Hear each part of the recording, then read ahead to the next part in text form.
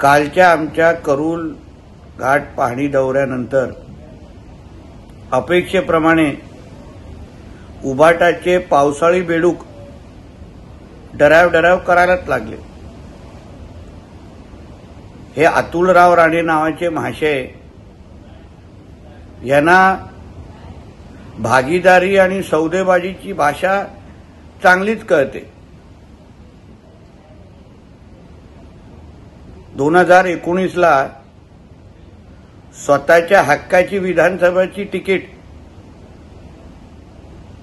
सौदेबाजी आणि भागीदारीमुळेच दुसऱ्या उमेदवाराला विकली होती का, या प्रश्नाचं उत्तर त्यांनी मला द्यावं।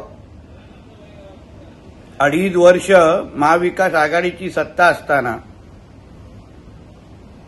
ह्यांचे उद्धव ठाकरे मुख्यमंत्री असताना, आणि आम्ही तर ऐकलंय हे मातुश्रीच्या अतिशय जवळचे आहेत,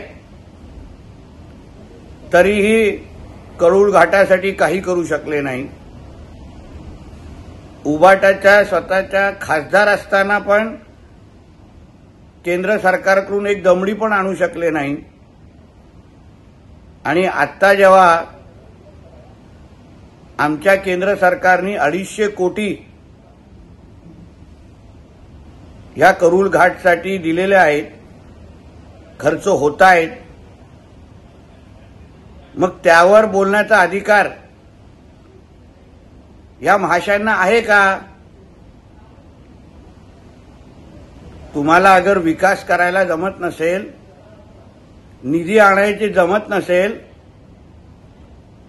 तर मग काळ्या मांजरासारखं मध्येही येऊ नका, एवढंच त्या निमित्ताने त्यांना सांगेन।